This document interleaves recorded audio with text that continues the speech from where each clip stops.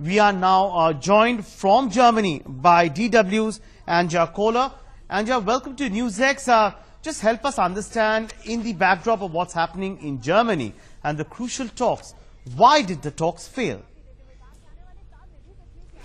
Well, there were four parties trying to form a government together, and these parties, they come from very, very different sides of the political landscape.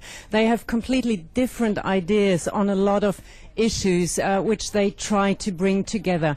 These are issues like climate and climate change, or issues like migration. Three of the parties, for example, wanted to cap the number of migrants who are allowed to come to Germany each year, and the fourth party wanted to stay open for migrants. They differed on climate, how to deal with coal power stations, quit these coal power stations or keep them running. These were the contents which were very, very difficult. But furthermore, there was a problem of trust. One of the members who quit the talks in the end, they claimed there was a lack of trust, and this, of course, would be necessary to form such a coalition.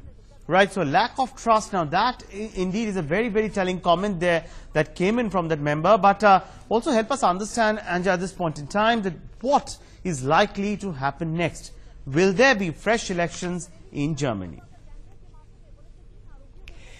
Fresh elections would be a possibility, but it is still unclear if there will be such snap elections. The president, Frank-Walter Steinmeier, he's highly opposed to those fresh elections. He keeps pressing the political parties on talks.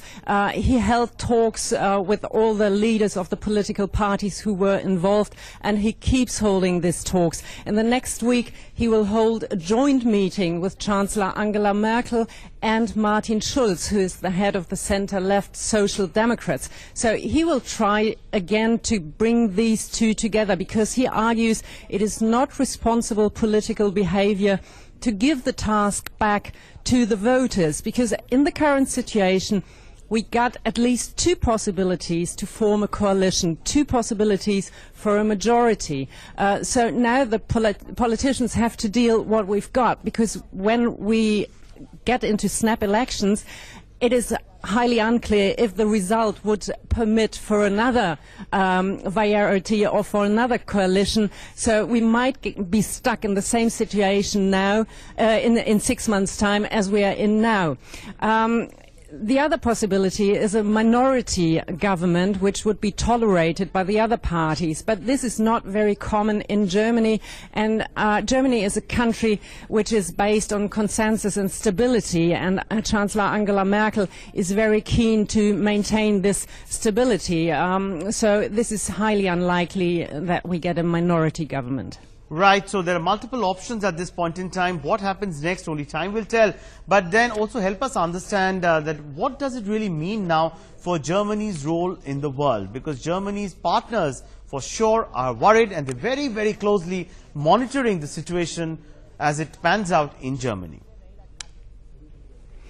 Yeah, well, given Germany's central role, its partners are watching the situation very, very closely, because it is obvious, as long as Germany is busy with itself, as long as Germany is looking into its own internal affairs, it doesn't have a lot of capacity to deal with international issues or international crises.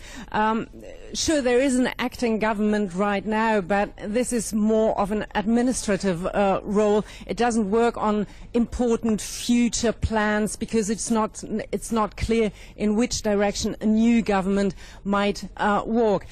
Which is concerning the German-Indian relations, I think this won't affect the relationship in the long run, because the relationships are so stable. Only in May, as you know, Prime Minister Modi visited Angela Merkel, and they stressed how significant these relationships are. Modi even said, we are practically made for one another, and I don't see how this is going to change. Right. So as far as India goes, clearly while the relation with Germany is rock solid at this point in time, but for sure India is also very, very closely watching, as is the rest of the world, as to what's happening there in Germany. Thank you so much, Anja, for joining us on the broadcast live from Berlin.